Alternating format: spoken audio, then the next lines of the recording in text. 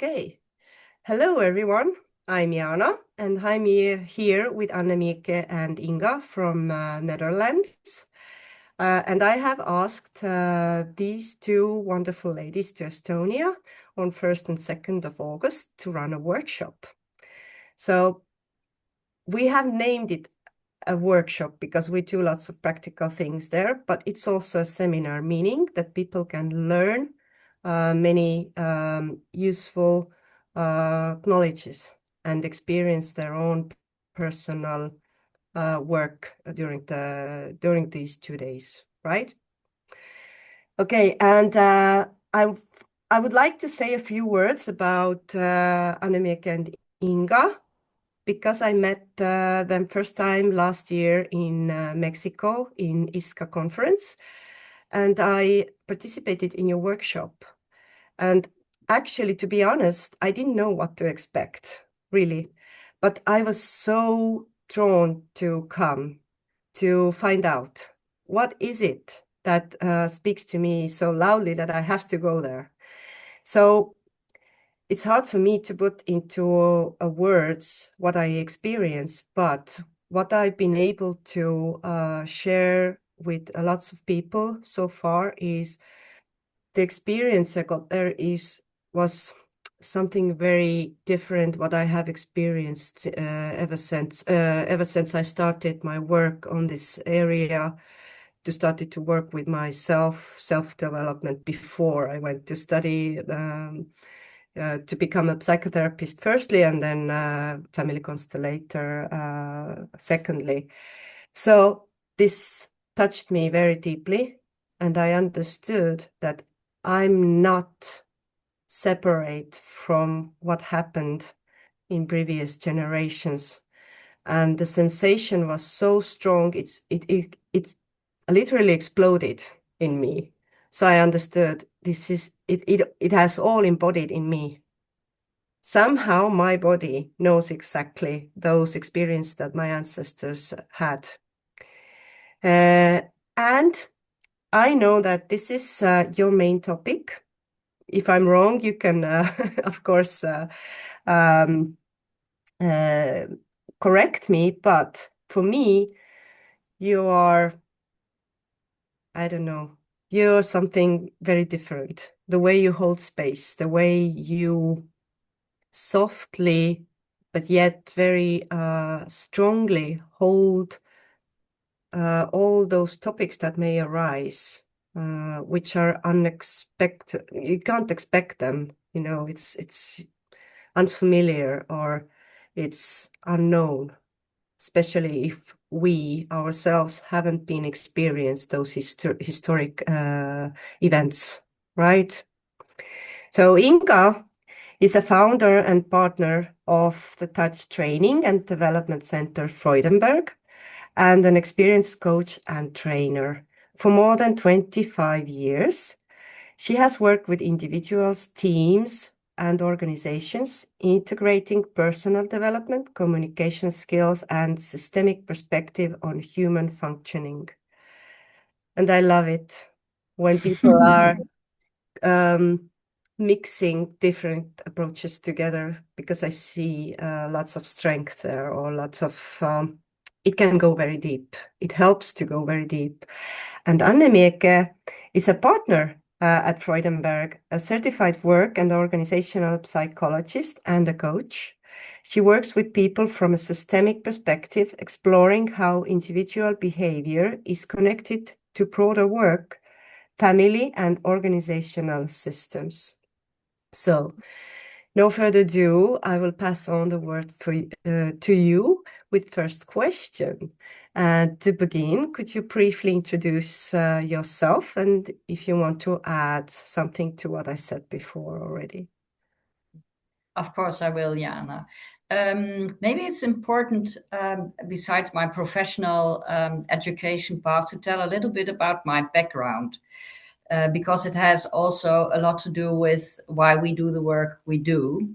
And I'm born in Germany, and I moved into the Netherlands when I was 7 years old. And at that time, that are the 1970s, it was the German people were not welcome in the Netherlands due to World War II and what happened there. It is very different in the Netherlands if you say to somebody you meet that you're of a German background or, for example, from a Danish background. And so what I learned throughout my youth is that I always carry the guilt from what my ancestor did in World War II with me, and I have to adapt to that to be somehow accepted anyway in the Netherlands. So that is a little bit of my personal background, which is very important next to the education in systemic work, which I've done a lot, and a lot of psychological education, management, leadership. And it's nice what you say about bringing that together, because I think because of the broad variety of methods and knowledge, it is why I, but also Annemieke, can hold the space the way we do, because we have a profound knowledge which keeps us strong in holding the space. And we got each other, and that's important too, because I'm very different from Annemieke. I'm more the stable rock, and Annemieke is the one who connects with everybody and senses a lot of things. So I think the combination also makes us strong in holding the space.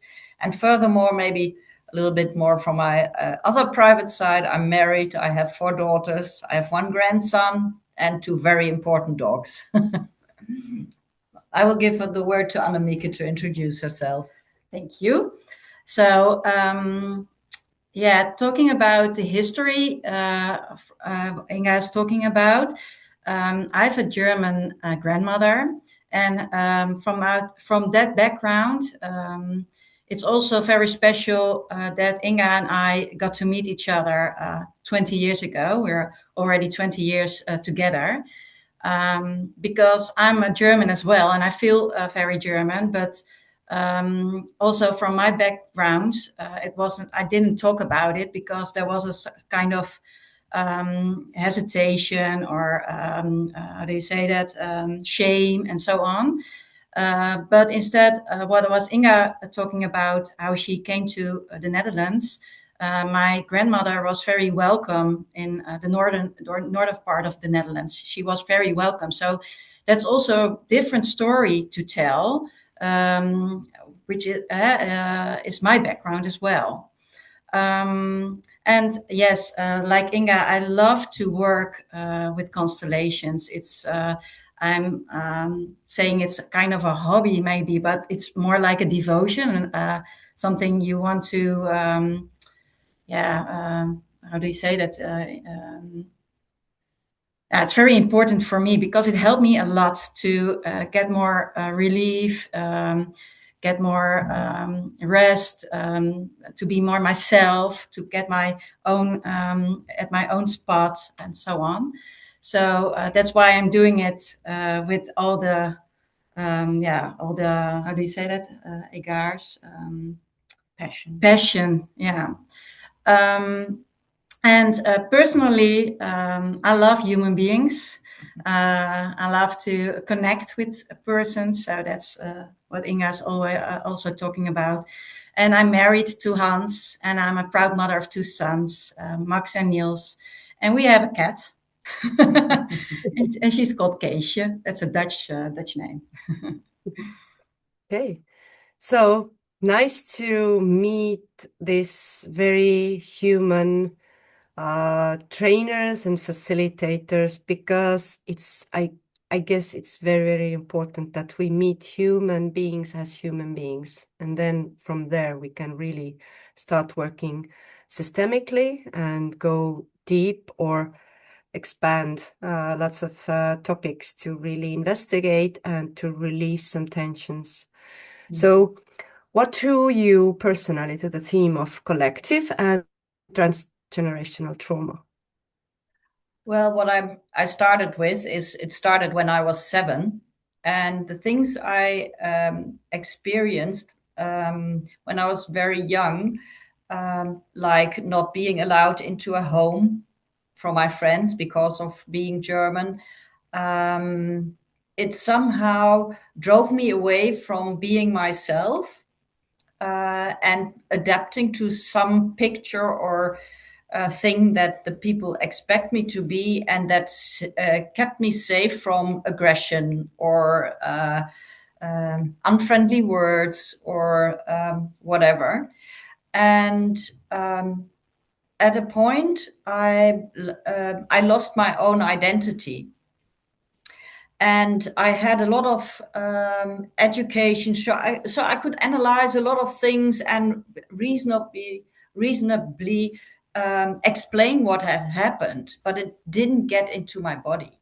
I couldn't stop adapting myself to the situation that was around me, and I had a very strong and I still have vision and willingness to achieve things for myself and be myself.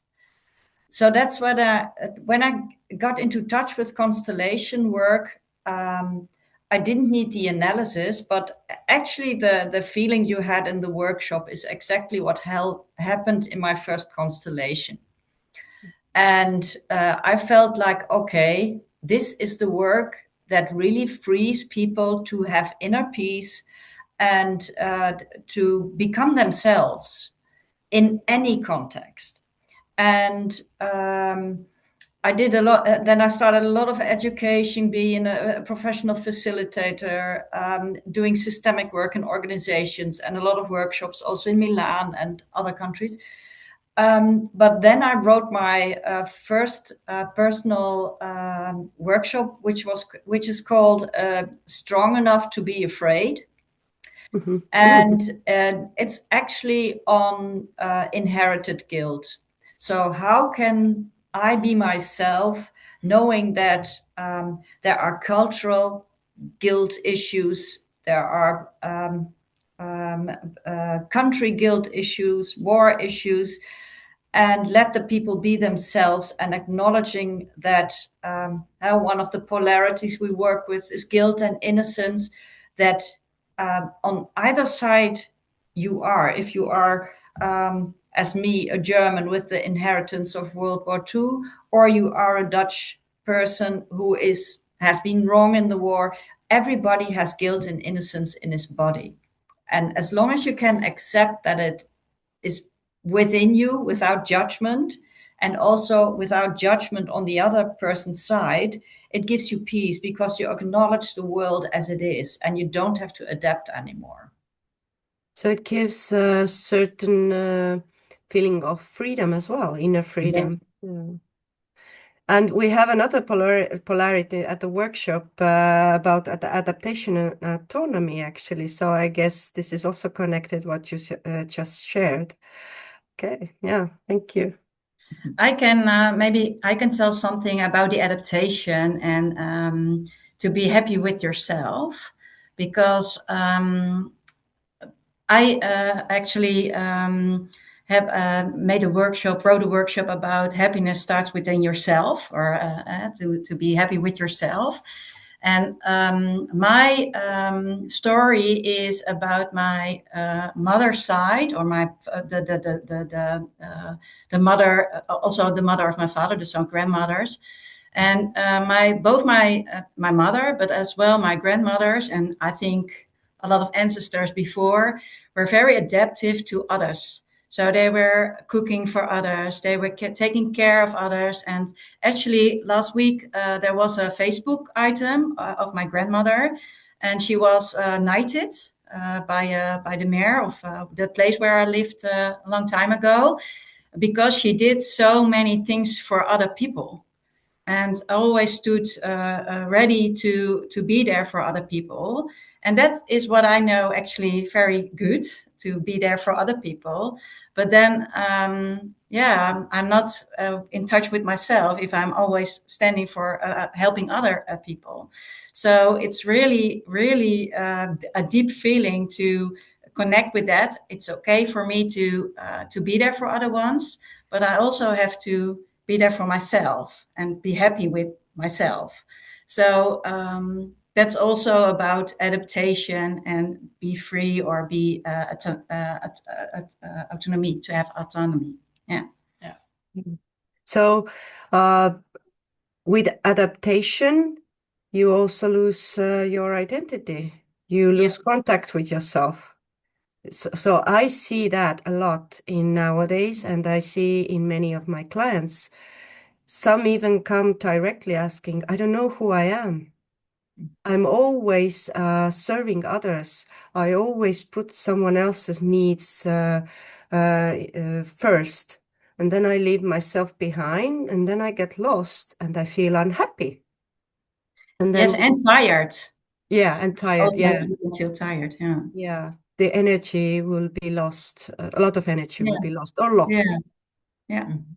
And it's very interesting to investigate, and that is what we also can ask in the workshop is, why do you adapt? Which guilt is guiding you towards the adaptation, and how relevant is it now in your life?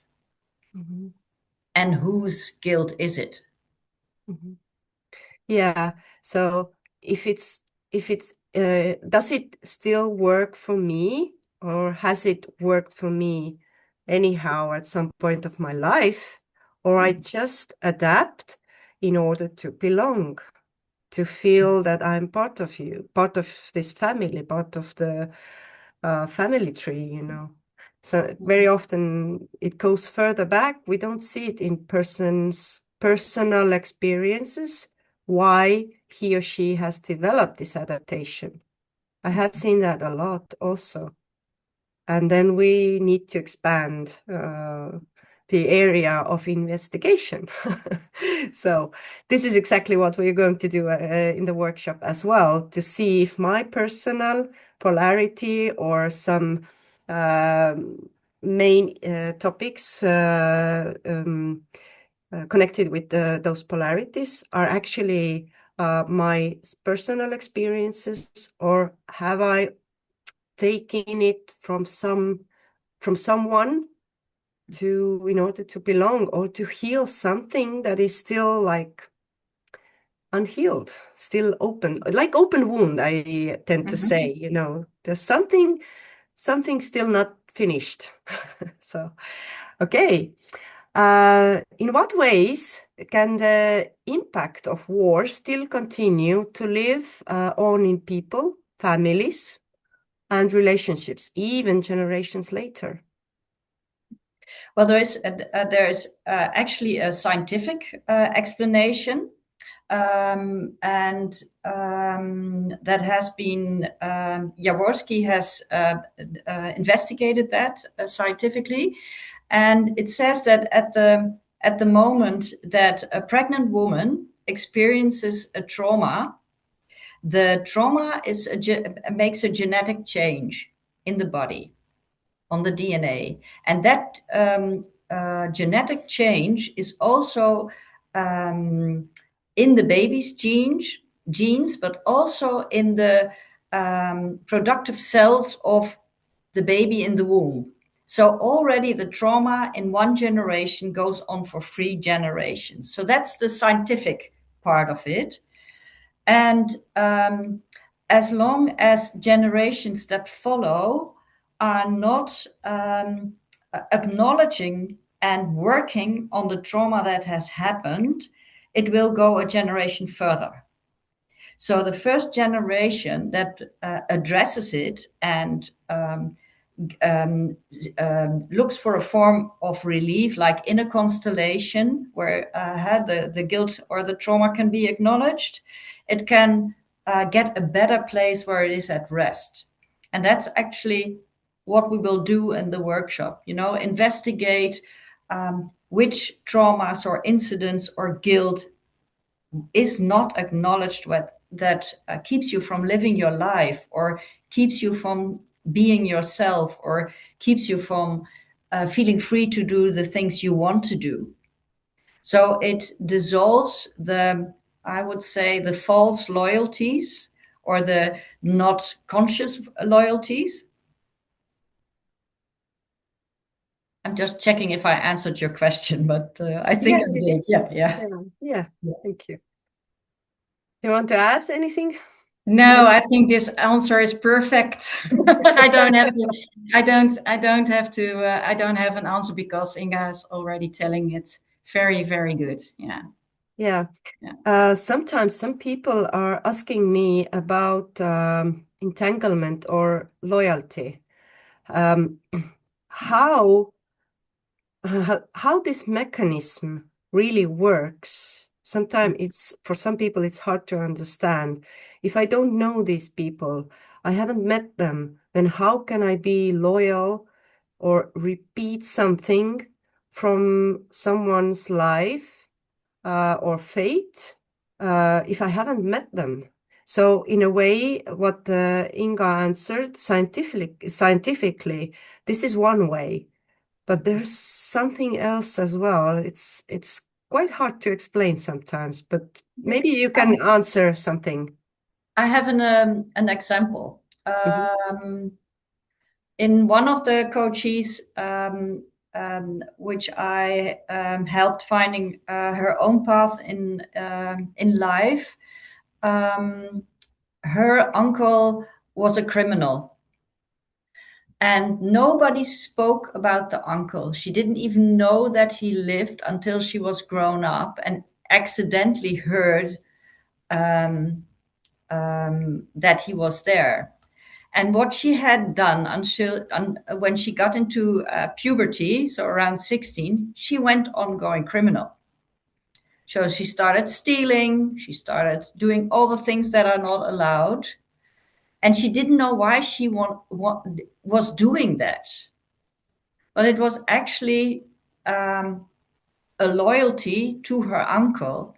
And when she searched for him and she met him and she talked to him, and she told me the moment she talked to him, all her criminal energy flew out of her body. So I think it has a lot to do with everything that has no place or is not allowed to be said is systemically healing itself by creating a loyalty in another generation. Sometimes I feel like it's also some sort of charge, like electromagnetic charge or something like that in a system that like flows around, searching for the place to burst out, and then it finds someone who matches or who has the closest match to the same person, and it finds a way out by having these strange impulses that people, like you just shared, that she felt an impulse to do that and without knowing why or where it came from, right? Good. Sometimes I sense like that as well. There's also a positive loyalty, which I would like to name, because otherwise it sounds so negative, and that's not what I mean. But often when a child doesn't have parents who are, how do you say that?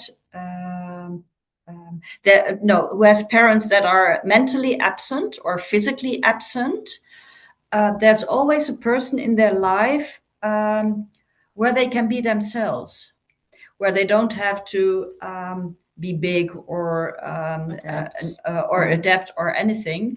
And that can be a grandmother, but it also can be a teacher, or it can be, I had another coachee who found that in his first boss, his first leader, and into a sense that loyalty with him keeps him from changing jobs, but it's not unhealthy to stay. It's not healthy to stay. And in the other case with the grandmother or the teacher or whatever, it is a very positive loyalty. But if that person says something, you should be a teacher, the children are often leaning towards being loyal instead of do I want to be a teacher? So that's, I think, also it also has a very positive function. It's not only the negative side. Because I think we are in, we have loyalties anyhow. It's just the question is, does it support my identity and my personality and my personal life, or does it interrupt it? The beauty of constellation work is also that you don't have to know why, because it's there, and you have to trust what's there. So we, as people, we want to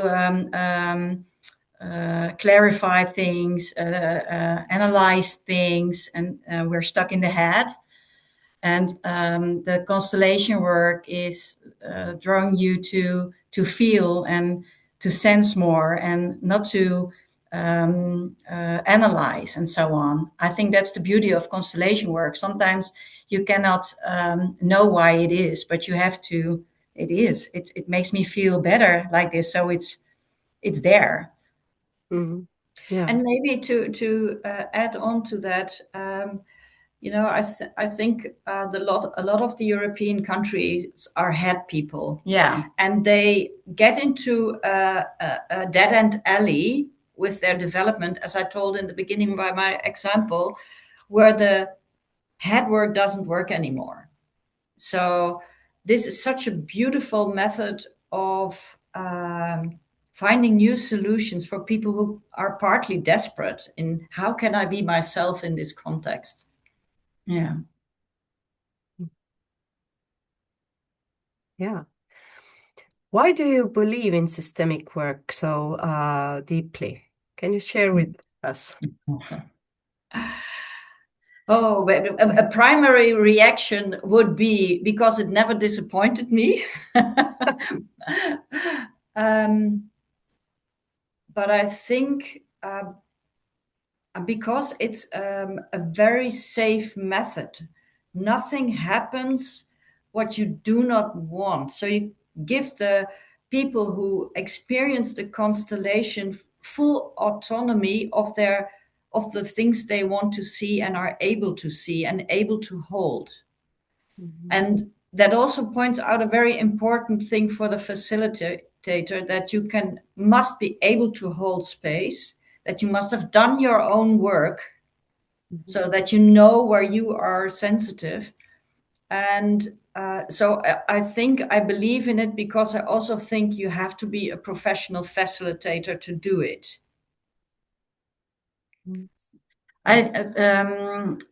Inga is very good in giving words to this. Because when I want to answer your question, Jana, I don't have an answer. It's a feeling for me.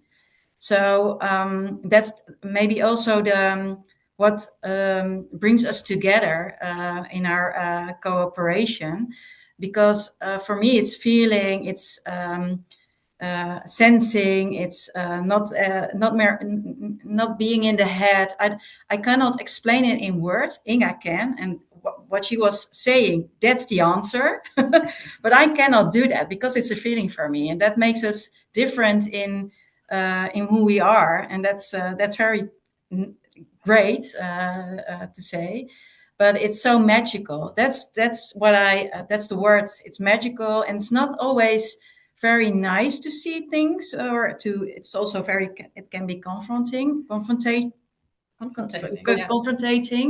but confrontation is good because it shows you something and you can look at it and hopefully you can go further. And that's also where we as facilitators come in and to help you with that. So that's very important. And what Inga was saying, it's very important that we know our own stuff, our own what touches us, and so on. Yeah. But it's magic. Yeah, and I think our combination makes us able to to let people who are more in the head understand what systemic work can do for them. So mm-hmm. It's also an invitation if you are hesitant in, but I need to understand what they are doing. to know that there also can be a translation from the feeling to the head. And other way vice around. versa. Yeah.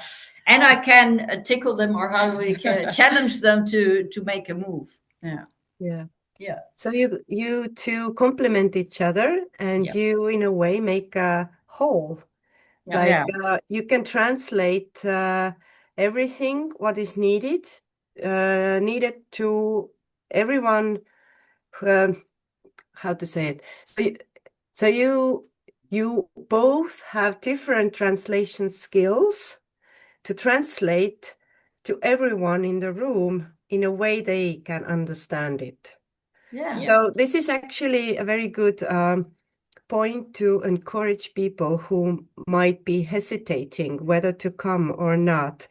Are we going to do only one type of work, or how it's going to be, or how I'm going to understand what's happening to me or what I'm experiencing? So this is actually a good place to summarize it this way, that you both can be there for people who need words, and you can also be there for those who sense and feel. So you can put all this together in a very safe container. And this is now I understand maybe a little bit more what I sensed, that there was this anchor, and at the same time everything was moving safely around it or in it. I don't know, but somehow it was moving around, but it was safe. Yeah, and I can add something. The way we work, and that was at the conference a little bit different because you give a workshop, but and what we will do 1st and 2nd of August is that we will start with an inventory of the expectations of the participants, because we always make a program, but our main goal is to let the people go home after those 2 days with insights for themselves. So for us, the main thing is we can change exercises if it's better for the group, but still reach the goals we want to do. So we have a lot of, knowledge, a lot of exercises, methods in our head that we can use spontaneously when we sense the group needs something else. Okay, but from here we can actually move on to another question, really, for someone who feels drawn to this topic, but is not yet sure whether to come or not, if what they can benefit from this workshop. You said it just briefly, but really to point out the main thing, what participants can take away with them. Yeah, I think the most important thing is inner peace.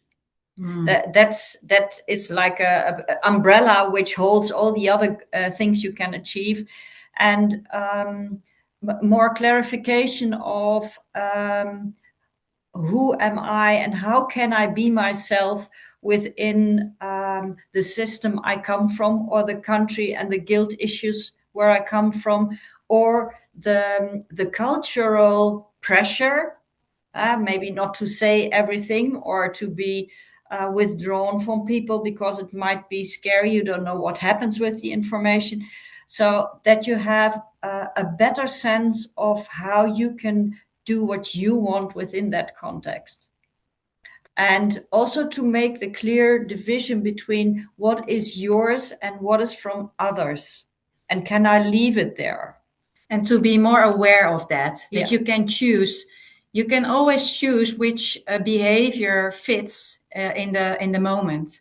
And to be more aware of that, I think that will be also something you achieve during this 2 days workshop. Yeah, you feel space for choices. Yeah. Mm-hmm. And it's like gaining more this emotional intelligence as well, to really get to know what are my emotions regards to this event or person, and what are not mine. So you can make a difference and make choices from your place. Who fit you better, and you're more aware of the choices. So you're more in control of yourself. Mm-hmm. Okay, can you say more about how these polarities really actually are created? how is it possible?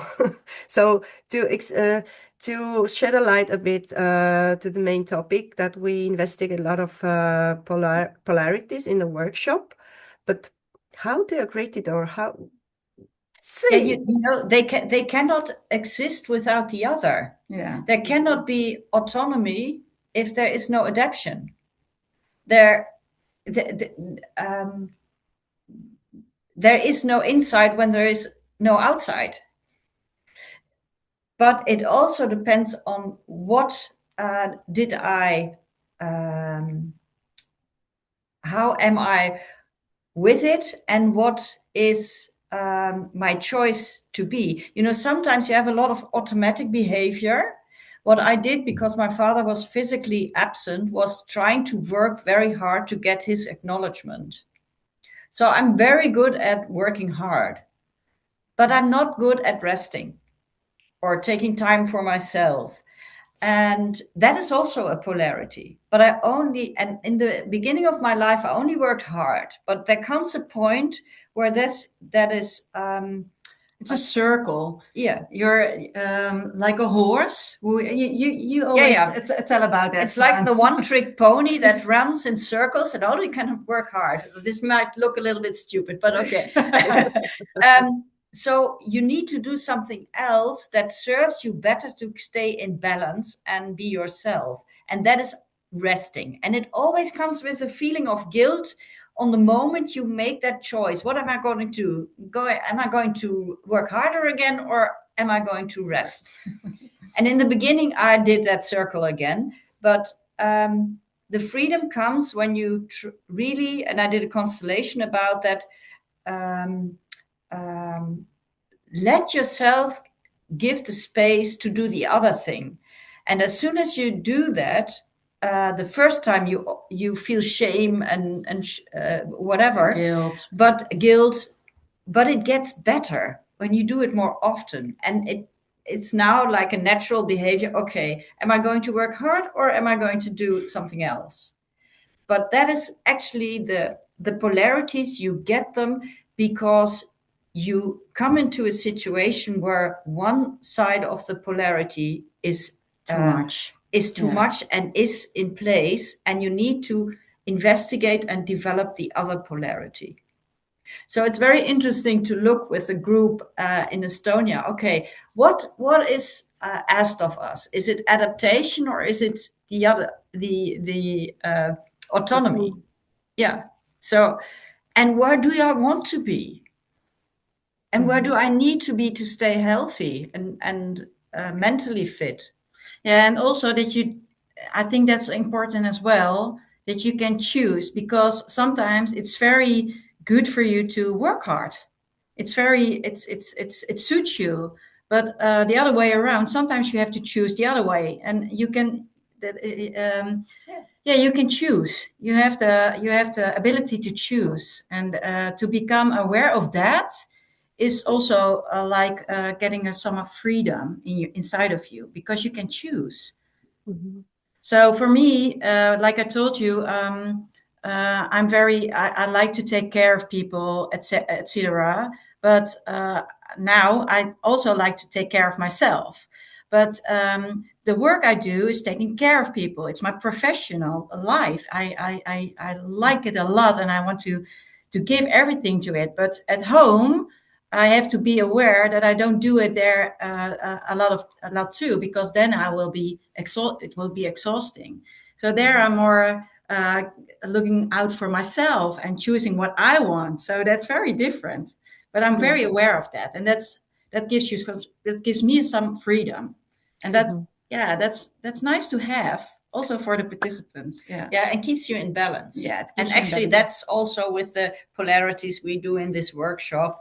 Know where you are, and the question, is it healthy for you? Does it keep me in balance, or do I need to do other things to be more confident and have a better life? But to do that, to get more that balance, you have to research and look for why, to whom or to which you are loyal to, because otherwise you cannot do it. Yeah. So to take out some important points from this, what you just shared is it's like a muscle. We need to start to go to gym first, meaning we go there. Our muscles are a bit, jelly, jelly like soft, not strong enough, don't have the stamina, and then we need to do this first step to start to explore where I'm at the moment. What can I hold at the moment, or what I'm holding at the moment, and slowly start to change this to the other side where my muscle gets stronger. I can hold something else. I can hold something new, what I haven't held before. So metaphorically saying, it's like a gym. And also by studying, or in a way to first of all to discover the issue or the topic that I'm stuck with. Then I can start to search the other side of the polarity. So what different polarities we are going to work with or investigate in the workshop? Can you share some? Of course, in the advertise, it's all written, but maybe with your own words. Yeah, guilt and innocence is an obvious one. Yeah. And but what I think is important is when we do the inventory at the beginning, we can also look into what polarities do the participants have, or what is their automatic, because the first thing is your automatic behavior, and the new behavior is the serving behavior. So we can do a round within the theme we are working on. What is your automatic behavior that keeps you in the position where you are now? So keeping you like the horse. Yeah. The one trick pony trail. One trick pony, yeah. And because it's always the opposite positive that is the serving behavior. So we can work with what the participants bring, and we have a lot of suggestions of polarities that can be, so we can help them on the way. And the polarity knowing is one, but what Annemieke said is very important, because what keeps you from the serving behavior is a loyalty to a system, to a groupthink, to a guilt issue, or to a person. And we first have to work with that dynamic so that you can have the room and space and sense that you have the freedom to go on the other trail. So at the workshop at the beginning, you will do a little exploration what polarities really are needed. So meaning that all the participants can actually add something important for them into this workshop. Exactly. And you will help us to find the one that is maybe more common or more popular among participants. And another thing what I wanted to add, that polarities actually also referring to physics, because physics never work without a tension between two different sides. So if I'm here, I can't be there. If I'm up, I can't be down. So it's like black and white, light and dark. So it's always something. So if someone listening at the moment feeling, okay, I have this issue throughout my life, or most of my life, I've been feeling stuck with this, let's say, for not trusting anyone. Okay, now you can start to ask what might be on the other side of this, what might serve you in a good way. Yeah, and Jana, it's very important. Often the thing that needs to stand, which serves you, gives you a negative feeling. How can that serve me? That's the primary reaction. So, because if it was not that reaction, everybody would have done that already. So that the loyalty makes it so difficult to get there. So it's like a defense mechanism, rejection. I can't say yes to it, even if I want to, because it's dangerous, Something is holding me back. Something is holding me back. Something is holding me back. Yeah. So, but we know it's not dangerous anymore, at least. No. But maybe about the workshop, it's good to say, we will enter a room with the group. And in that room, there's a lot of space.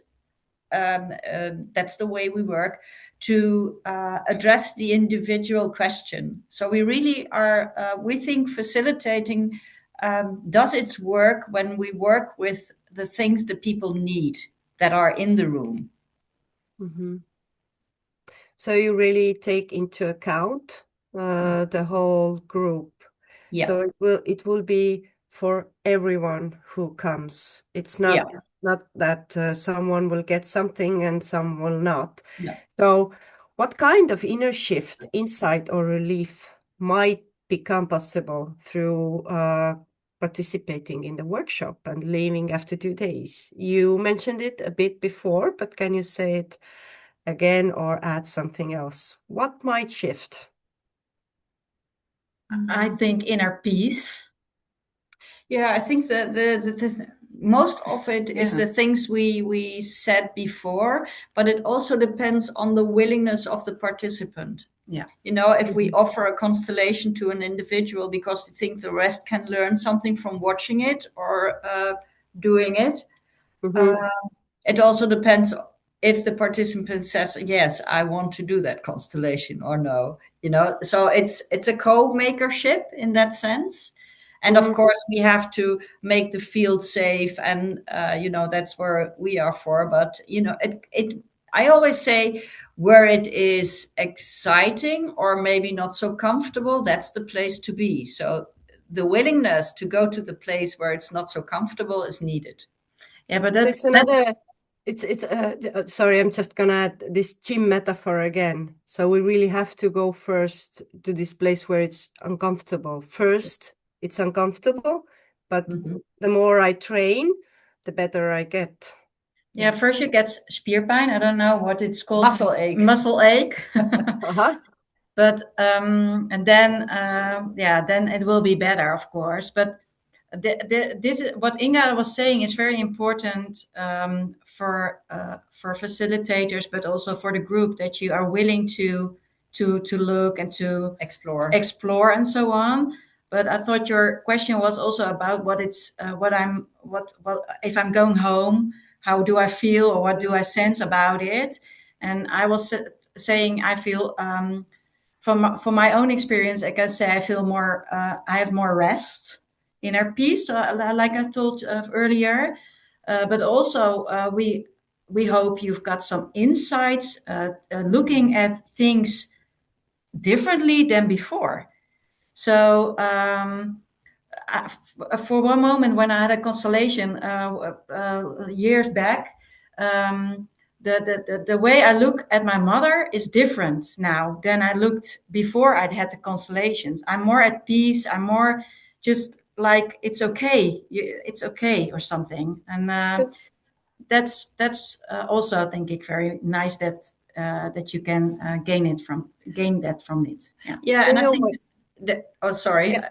In a way, it takes off some filters like we have on the camera, or blinders, so we start to see what really is there. So we can you connect look with that. in another perspective or something, and that's like the inner peace is also very. I hope that everybody who's there will be experiencing that. Yeah, and I think they will feel more grounded, more in their body. And I have to say, if I'm honest, I think they might also be a little bit tired. I guess this is normal when we have really done the work. Yeah. It's normal that our body feels tired. Yeah. But the question is, regardless of feeling tired, do I feel more free? Do I feel more space in me? Do I feel more relaxed? Do I feel more grounded, more into or closer to myself, or really trying starting to understand more where I'm coming from and where I'm heading or what I want?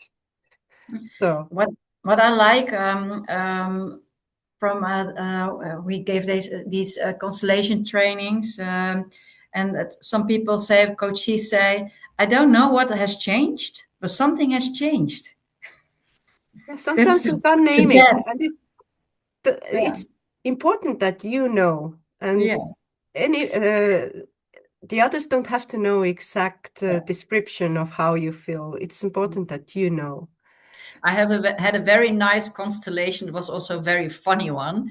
And it was a director of a company. And he always, like Annemieke, helped people, but people took advantage of him, took money and everything. And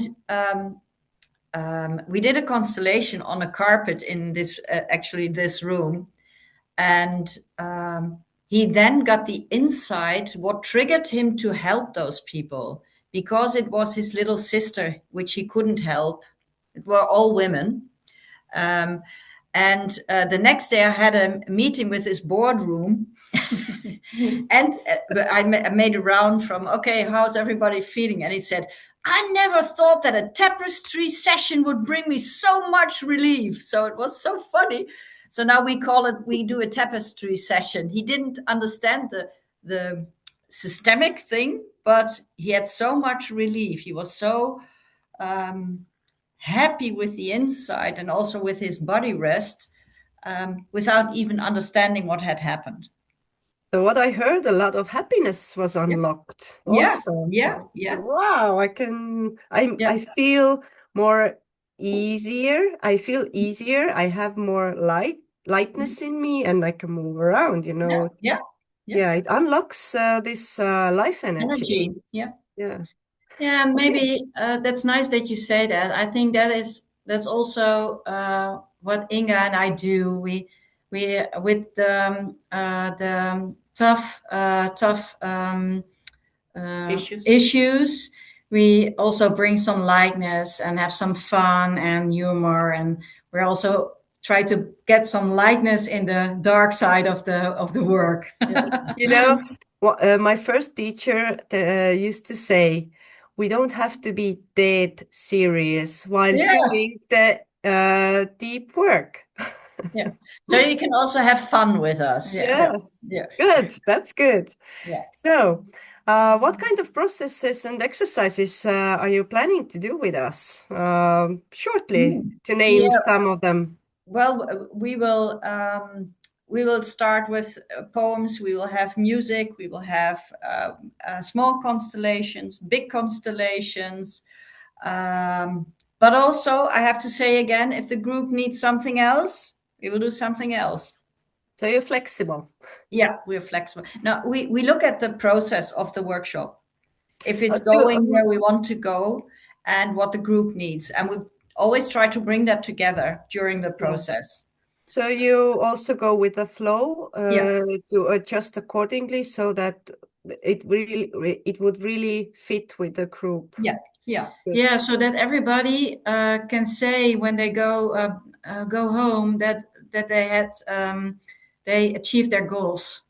And Inga and I are thinking are very good at sensing that and working with that. And if someone day 2 after lunch, and we think about someone, you don't. Maybe do you want to achieve something? We will work with that. So it's also very personal. Yeah. We are not afraid to give somebody a hint at lunch. We only have 4 hours left, and I think you need to do something. Good. So feel free. And Jana, we do go with the flow, but with a plan. Yeah. Of course. So they are both also complementing each other. I think it's okay to have some kind of structure or plan, but it's okay to disregard it and go with something else if it's needed. So this actually tells a lot about your competence, that you are really, really open to do what is necessary, what the group needs, and to really be there for whatever may rise, whatever issues or topics. And like we just heard, a little hint, if you feel you struggle with something and you're afraid to open up in front of the big group, just go and stay close to Annemieke and Inga, and they will notice. Yeah. Or it's okay probably to ask. I Sure. really struggle, because if this might be also, it can refer to one of the polarities. Yeah. To be visible or to And hide. invisible. Yeah, invisible, exactly. Yeah. So make yourself visible in other ways you can. And if you are afraid to talk in the group, because that's normal, some people like to share things in a group, some people don't, also a polarity. But you can always come to us, because that's fine. So so that's important. Yeah. Well, that's actually another thing to start to end our conversation here, which I would love to continue, but we have other plans to do. Nice. But what I love, or what I sense in you, that you are available. Yes, And we are. This is what I feel that is very, very important when we are working with traumas or difficult issues. Yep. So my last call, or not last call, sorry, it's not the last call. It's okay. So my invitation for everyone who's listening to this interview is to meet Annemieke and Inga in Tallinn in August 1st and 2nd. It's the weekend, Saturday and Sunday, meaning you don't have to go to work. Probably you are free to come to investigate your polarity or polarities, to learn how they influence your personal life, and whether they are inherent many generations back, or what might be the issue, why you're still stuck with this problem or pattern you were repeating. So from burden to belonging, a systemic exploration of collective and transgenerational trauma in Tallinn. And I must say, it's not only for those who live in Estonia, it's not only for Estonians. Of course, we touch Estonian topic because mainly people are from Estonia, but it refers to many, many countries, because we share a common history a lot, even if there were other countries who occupied you or whatever, but the polarity still can rise from all these historic events.